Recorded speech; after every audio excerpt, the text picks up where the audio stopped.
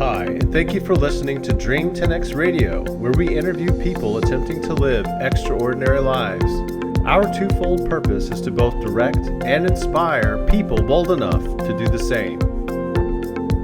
Dream 10X. Face your fears and make your life count. Hey, welcome back to the Dream 10X podcast. It's your boy JC. And it's Dr. Capel. How you doing this evening, Dr. Capel? Well, I have champagne, I have water. It's been a great day. Abby graduated high school, so... Evelyn Grace Capel, my 18, is she 18? Yeah. 17. She's 18. I can never remember the ages of my kids. My 18-year-old daughter graduated from high school today, and I'm feeling that much older. But I'm wiser. You know why I'm wiser? Why is that? Because this is episode 30 of the Dream 10X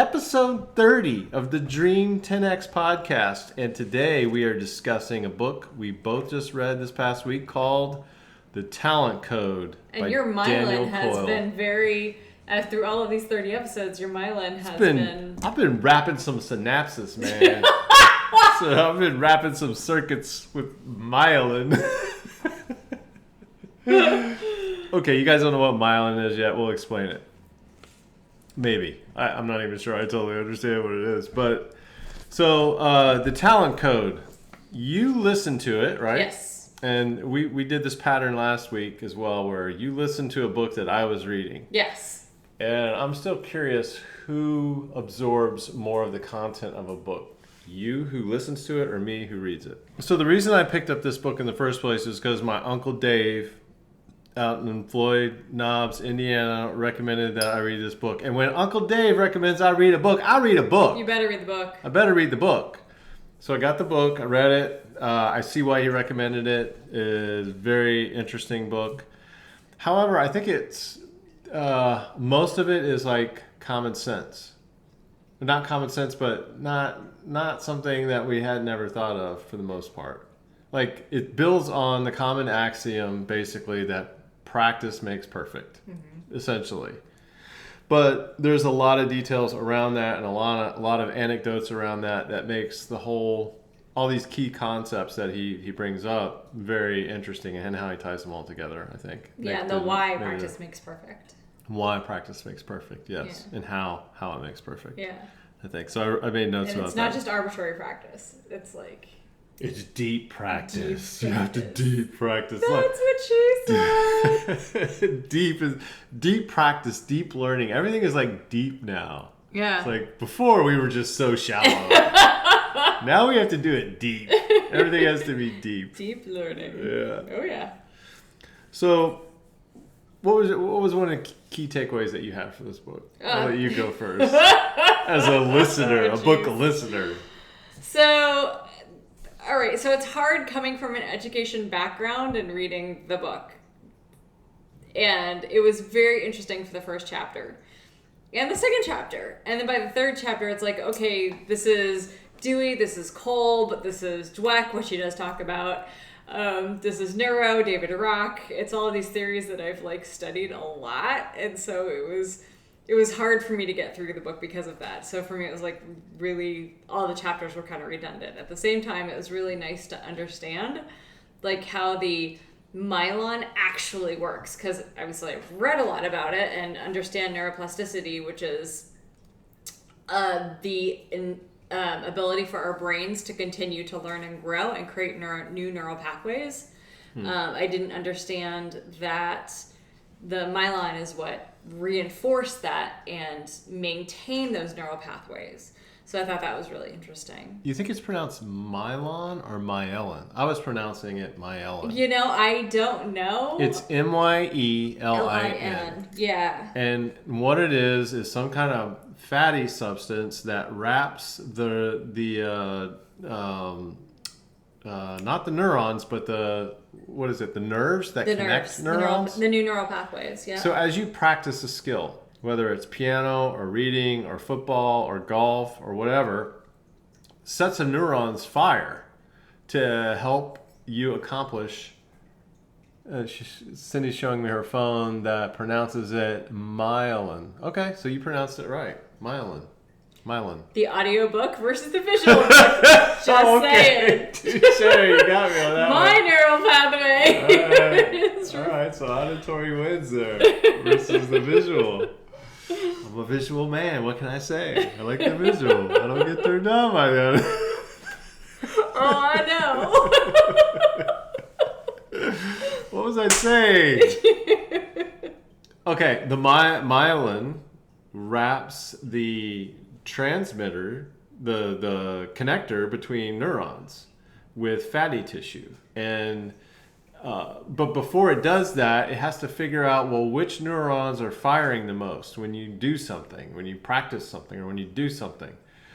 And if you do a particular thing enough and those same neurons keep firing, there's something in your brain that says, oh, I see that these neurons are highly active a lot of times, and I need to wrap the pathways between these neurons with this fatty tissue to help retain the signal that's transmitted between those neurons better and make that essentially the data throughput between those neurons increase the throughput, as well as increasing as well as increase the speed in which data can transfer through those neurons. So that was really interesting to learn about that. So there's so that kind of biological axiom or biological information behind the axiom of practice makes perfect was very enlightening, I thought.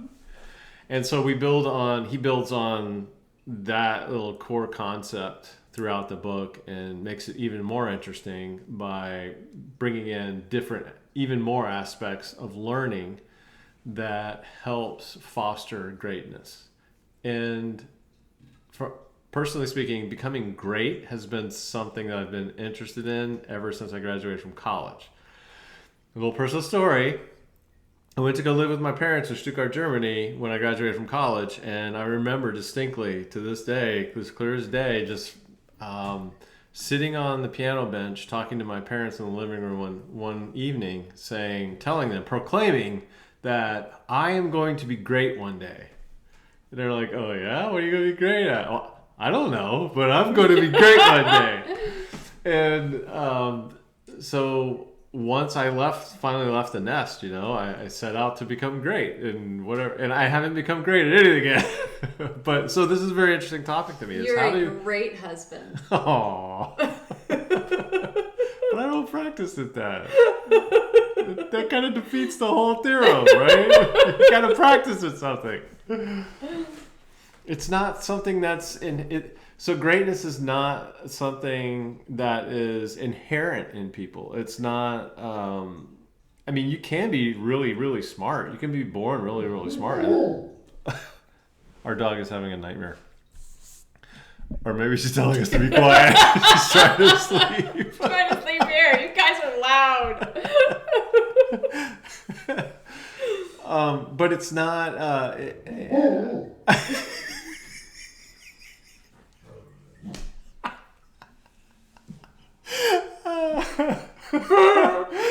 Having a high IQ doesn't seem to have anything to do with it. This is another reason I really like this book, is because remember when we read Snowball about Warren Buffett, he believed that IQ had a lot to do with success in life. Mm-hmm.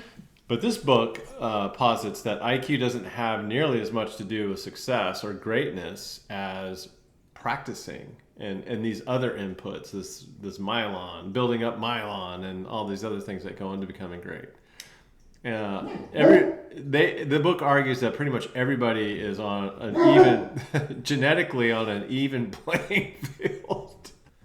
So there was one point in my rowing career where I thought I was pretty much doomed because I thought I didn't have good genes. I didn't have the genes required to become an Olympic athlete. But now after reading this book, I think, well, maybe that doesn't have, I'm swayed by what I read, right? I don't know what the truth is, but I feel like if this book is true, that maybe I just didn't practice enough, or maybe I just didn't have the coaching that I needed to help motivate me to get to where I needed to be. I don't know.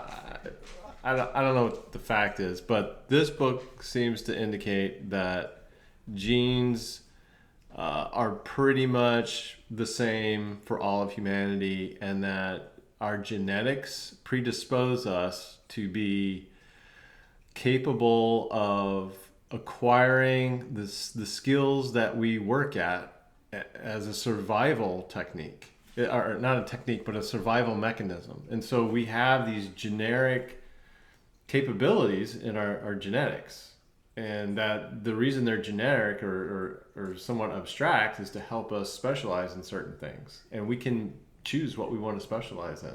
Yeah, blacksmiths aren't born. There's one point in the book where he talks about there's no reason for us to be able to genetically. He talks about deer being able to stand up immediately and horses being able to stand up immediately upon birth because their myelin is already formed. Yet for humans, we can't do that, and the reason is because we don't need to be able to do all these things. We can choose our own pathway based on our environment and all these other cultural, socioeconomic circumstances. And so, of course, he mentions blacksmiths, that we don't need to be able to blacksmith. I'm like, wait, but I'm trying to learn that. Well, it's a valid point, right? Yeah. And doesn't it make you feel better that we don't need to be specific in blacksmithing? We don't need specific genes for blacksmithing. We can develop them. Doesn't that make you feel better? Sure. Another key point that I took out of this was that one of the important aspects of developing greatness is the early onset belief that what you were learning or what you were training to do was a long-term objective for you, something that you wanted to do for a long term, and then secondarily the belief that greatness could happen to you. I thought that was really, really powerful. Yeah. And I think those were two thoughts that have occurred to me. Like, rowing when I was younger was going to be a long-term thing for me. Yeah. And I totally believed it could happen. Being a great rower could happen to me. I loved reading about Kelly and some of the other great rowers, and I totally believed I could be one of them as well.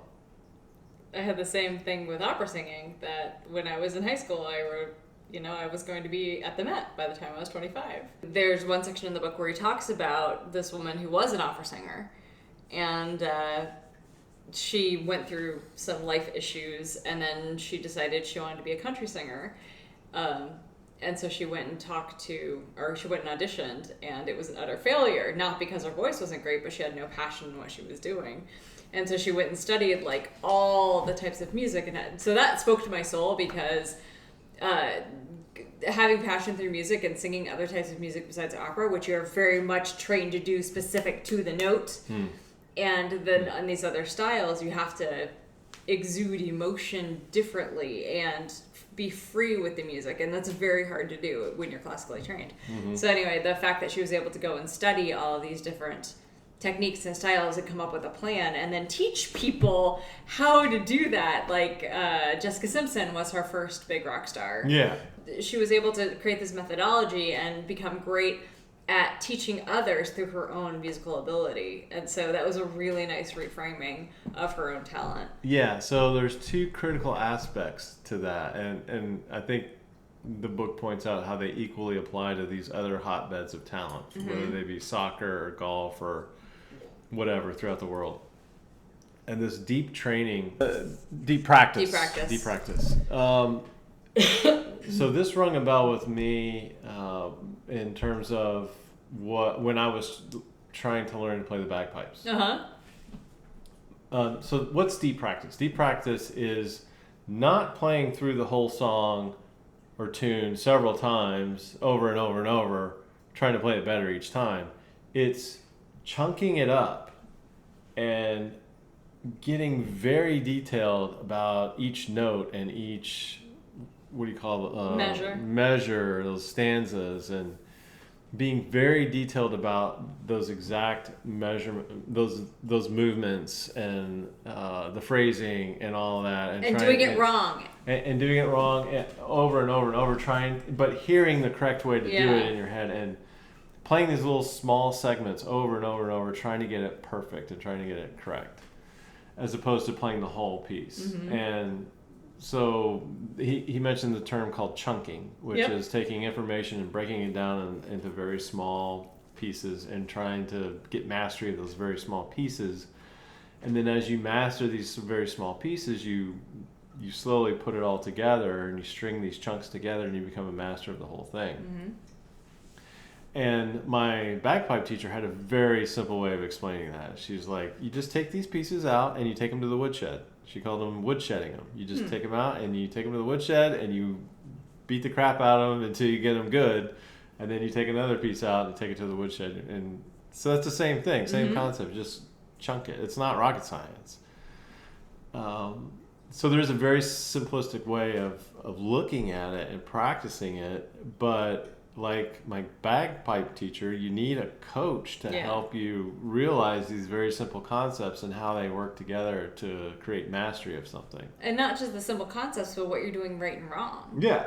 Like, you need somebody to say that note isn't quite right. Right. Yeah. Right. Or if you're learning a new language, like I'm trying to learn Icelandic right now, but I'm talking all up a storm, but I have no idea if what I'm pronouncing actually makes any sense. Give me some Icelandic.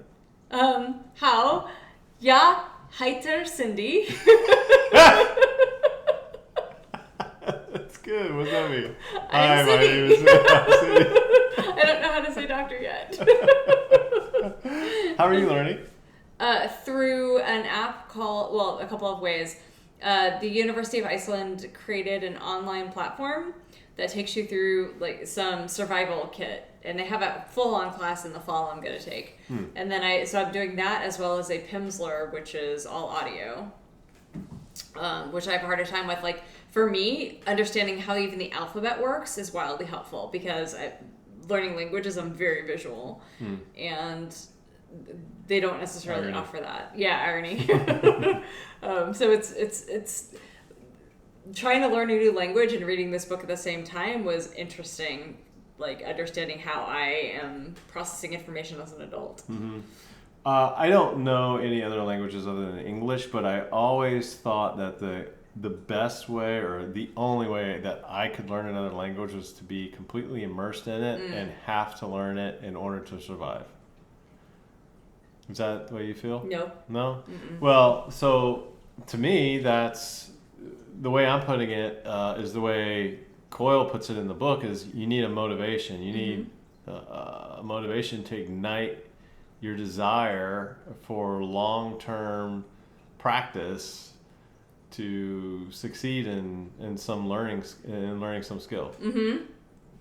Which also seems like, Well, what's your motivation? So your motivation would be survival. There's other motivations, like it's cool or it's fun or Right. I have a Yeah. passion around this. But how do you find that passion? Right. How do you find it? And well, like learning something, a language like that. Like, I mean, do you really need to have the passion or not? It's a hobby for you, right? Yeah. You don't have to have it. We're not moving to Iceland. So, No, but I think it's really cool. Iceland. We're going for New Year's, right? it'd be good to know it. Yeah. Bathroom, that's bathroom. These are important words. Toilet there. That's bathroom in German, but sort of. Another thing in the book that really interests me was how he looked at he looked at different hotbeds of not genius activity, but greatness activity, I guess, around the world, and looked at like how Brazil started churning out these great soccer teams. Oh, I love that. That was a cool story.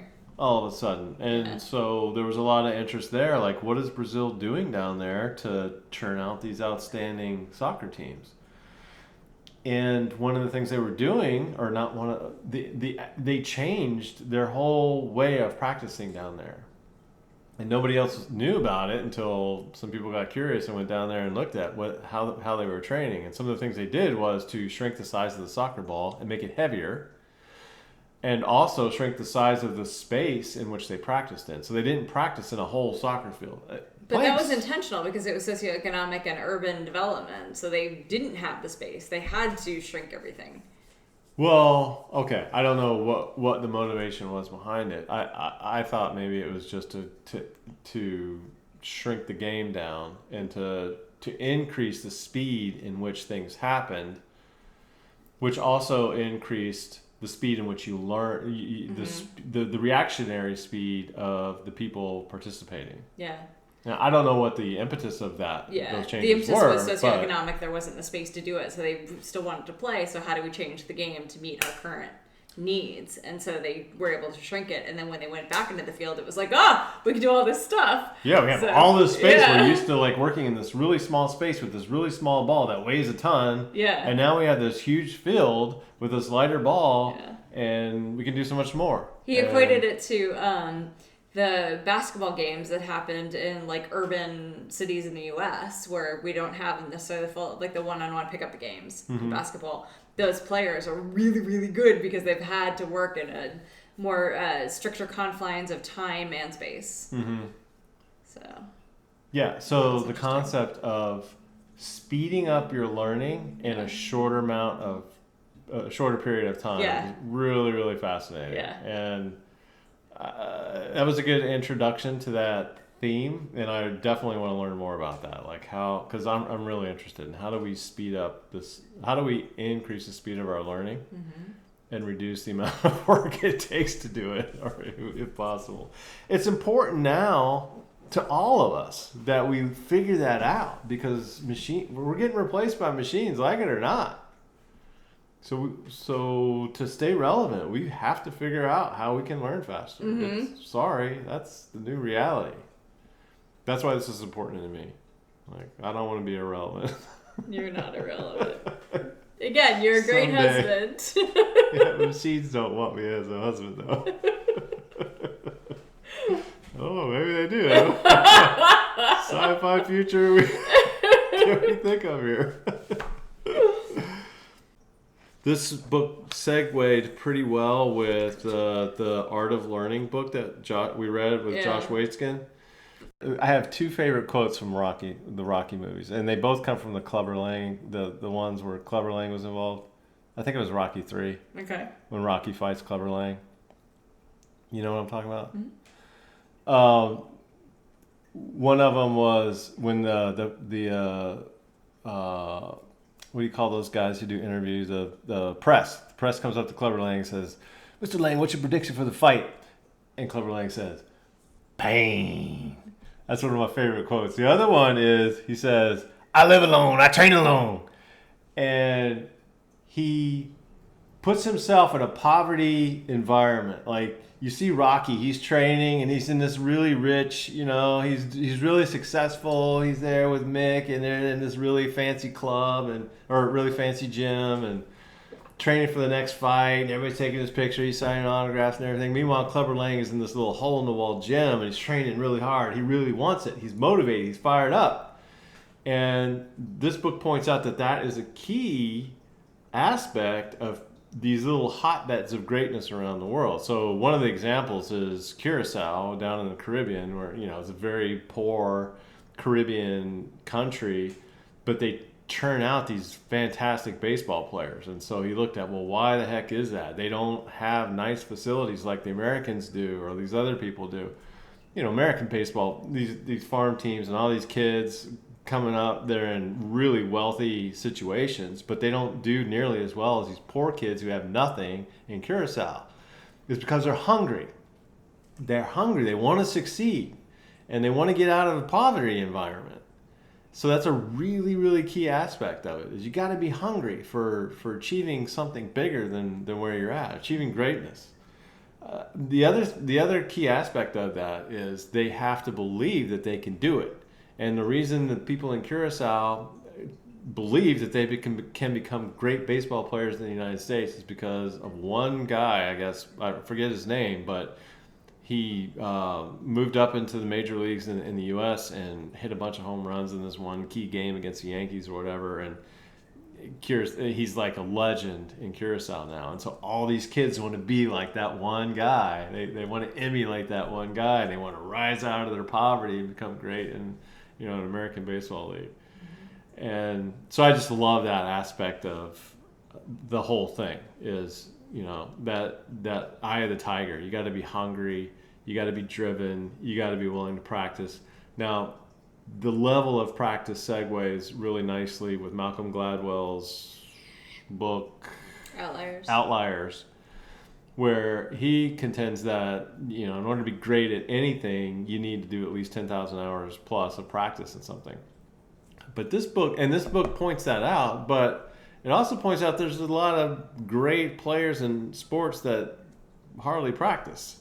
And so I was like, well, why? What is the key differentiator there? Is it their deep practice is so much more deep in the shallow number of hours that they do? I don't know. I kind of had a question mark in reading that. Well, is 10,000 hours critical or not? Like, if you look at the Japanese teams, they're putting in 10,000 plus, 10,000 to the third power or whatever in practice, whereas other teams probably aren't. But why? Is it the level of deep practice? One other final thing I think that really resonated with me in this book was the concept of simulation in learning. And he mentioned Ed Link, a guy named Ed Link, who created a flight simulator, a mechanical flight simulator that really seemed to assist people learning to fly on instruments alone through poor visual environments like fog and stuff like that. And by learning to fly on instruments using his simulator, purportedly greatly increased their ability to fly in real life through these low visual environments.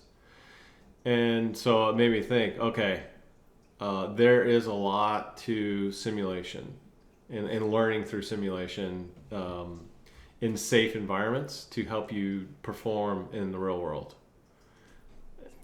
I know that flight simulators are a thing. Astronauts use them. Pilots use them. I don't know who else uses simulators. But simulation was very intriguing. Let me just leave it at that. What about you? So yeah, simulation is how we build a lot of our learning and development. So everything it talks about in this book is what we do. So it's it's what we call micro learning, which is chunking. We do simulation because we want to create, especially in leadership development, those experiences where people can come in a safe environment, practice having a conversation with an employee, giving that feedback, working through different situations from adaptive learning, or adaptive leadership. So we give them a safe environment in which to practice. We use a lot of improv too, like different techniques that access the brain differently. So yeah, it's nice to hear that's exactly what we do, and that's what seems to be effective. And because it gives it that psychological safety to take that risk, and it's okay to fail because this is the way to fail and how you're going to get better. And then that coaching aspect where we're going to tell you, all right, so what did you do good? What did you do poorly? And what would you do differently in a real life situation? How did that person react? In fact, there's this one really, really cool simulation that we do with improv people. So they're actual actors, and they come, and you're in a Zoom room, let's say, or a virtual conference room, and they're in a situation, and then you coach them in that situation, and they give you real honest real-time feedback about how they would respond to what you're saying. And then you can have that conversation with them after, saying, okay, so what did you feel when I talked about this with you? So you wouldn't necessarily have that conversation with your employee, but then it's a real, again, safe environment to practice where you understand where the other person's coming from. Right. It's a simulation with real actors, with real people who are actors. Yep. That's fascinating. Yeah. Yeah. So I think, to put it another way, the thing that was really interesting to me about simulation is that you can practice a skill in a simulated environment and build myelin without actually doing the real thing. Yep. So when you go to do the real thing, you can do it. Yep. I knew that, but I don't know, just couched in that way made it even more important to me. Yeah.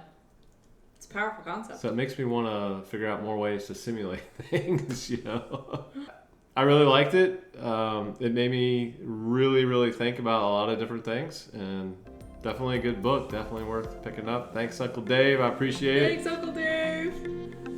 We'll see you soon, Uncle Dave and everybody else. Woo! Over and out.